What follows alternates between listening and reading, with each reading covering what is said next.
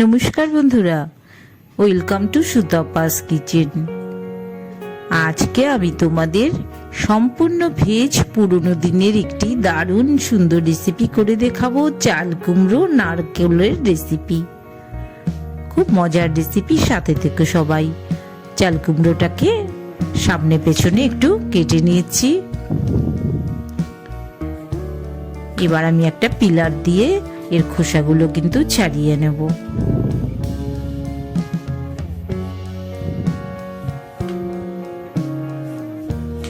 খুব মজার রেসিপি। এই যে খোসাগুলো, এগুলো কিন্তু আমরা ফেলে দিই না, এটাও আমাদের পরবর্তীতে কাজে লেগে যায়। এই রান্নার জন্য আমি 2 চামচ সাদা কালো সর্ষে নিলাম, 5-6টা কাঁচা লঙ্কা নিয়ে নিলাম, আর কতগুলো কাঁচা বাদাম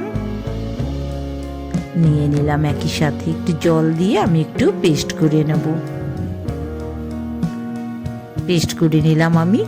এবার দেখো, স্ট্রিপ স্ট্রিপ করে কিন্তু আমি চাল কুমড়োগুলো কেটে নিয়েছি। 1 চামচ লবণ আর 1 চামচ হলুদ দিয়ে আমি মাখিয়ে কিছুক্ষণের জন্য রেখে দেব। চাল কুমড়ো যেই লবণটা পড়ে অমনি জল ছাড়া শুরু করে, তাই আমি আগের থেকে একটু নুন হলুদ মাখিয়ে আমি কিন্তু চাল কুমড়োটাকে রেখে দিচ্ছি মিনিট 15-এর জন্য। খুব সুস্বাদু রেসিপি, তোমরা সবাই করে দেখো। এটা কিন্তু আমার বাদাম আর সর্ষে বাটা। আর এই যে নারকোলটা কিন্তু ভীষণ কচি নারকোলটা কিভাবে হাত দিয়ে ভালো করে চটকে নেবে, তাহলে কি হবে, আলাদাভাবে আর পেস্ট করার দরকার পড়বে না। পেস্ট করলে নারকোলটা না একদম মিশে যায়। এইভাবে যদি করে নাও, হাত দিয়ে চেপে চেপে একটু রসটা রিলিজ করিয়েও নিলাম, আবার একটু হাত দিয়ে চেপে একটু মিহিও করে নিলাম, তাহলে মুখেই নারকোলটা পড়লে কিন্তু ভীষণ সুস্বাদু লাগে। সামান্য একটু কড়াইতে তেল দিয়ে দিলাম।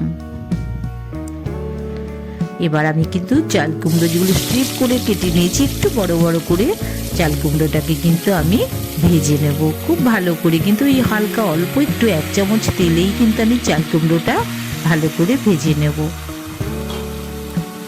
নুন দিয়ে আমি আগেই মাখিয়ে রেখেছি, তার জন্য কিন্তু আর খুব বেশি চাল কুমড়োটা জল ছাড়বে না। এটাও কিন্তু একটা ট্রিক্স। চাল কুমড়োটা দেখো সামান্য একটু জল ছেড়েছে, আর কিন্তু জল ছাড়বে না। এই জন্য কিন্তু আমি কোনো কভারও দেব না, কোনো ঢাকনা দিয়ে আমি ঢেকে দেব না। এইভাবেই সামান্য জলটাকে আমি টানিয়ে নেব।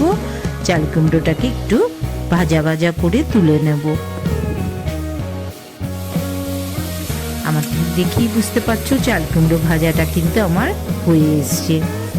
এই জন্য আমি 1 চামচ লবণ আর 1 চামচ হলুদ ব্যবহার করলাম। একদম দেখো জলটা টেনে গেছে, তখন কিন্তু আমি চাল কুমড়োটা তুলে নিচ্ছি।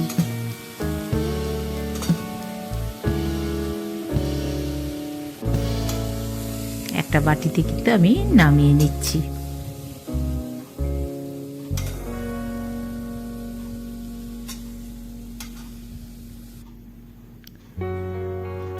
আবারও কড়াইতে সামান্য একটু তেল দিচ্ছি, 1 চামচের মতন আবারও তেল দিয়ে দিলাম। একটু কালো জিরে ফোড়নে দিয়ে দিলাম, 1/4 চামচ কালো জিরে কিন্তু ফোড়নে আমি দিলাম। 2 কাঁচা লঙ্কা দিলাম। এই রান্নাটা কিন্তু খুব বেশি ঝাল হবে না, নারকোল দেওয়া আছে, একটু হালকা মিষ্টি মিষ্টি হলেই কিন্তু খেতে বেশি ভালো লাগবে। এবার যে সর্ষে আর বাদামের যে পেস্টটা আছে সেটা কিন্তু কড়াইতে দিয়ে দিলাম। গ্যাসের ফ্লেমটা অবশ্যই কমানো থাকবে। আর এই সর্ষে বাদামের পেস্ট কখনোই বেশি ফ্লেমে ভাজতে নেই, তাহলে কিন্তু পুড়ে যাবে। তার জন্য আমি একদম গ্যাসের ফ্লেম কমিয়ে 1 চামচ লবণ দিয়ে একটু নাড়াচাড়া করেই কিন্তু আমি জল ঢেলে দেবো। 1/2 চামচ হলুদও দিলাম। একটু ভালো করে একটু সামান্য 1 মিনিট নাড়াচাড়া করেই কিন্তু আমি অল্প অল্প করে জল দিতে শুরু করলাম। যে কোনো বাদাম, চিনে বাদাম বলো, কাজু বাদাম বলো, সব বাদামের রান্নাই কিন্তু গ্যাসের ফ্লেমটা কম করে নিতে হয়, আর বেশিক্ষণ কিন্তু শুকনোও করা যায় না। এবার আমি আগে থেকে ভেজে রাখা চাল কুমড়োগুলো মিশিয়ে দিলাম বাদাম পেস্টের সাথে। চাল কুমড়োটা মোটামুটি 60% তো ভাজা হয়েই আছে। এবার বাকিটুকু এই মশলার সাথেই কিন্তু কষে যাবে। চাল কুমড়ো নিজেই জল ছাড়া শুরু করেছে। আর একটু কষার জন্য আমি আর একটু জল যোগ করে দিলাম, একটু ঢাকনা দিয়ে দিলাম। 5 মিনিট পরে ফিরে আসলাম। চাল কুমড়ো কিন্তু অনেকটাই রেডি হয়ে গেছে।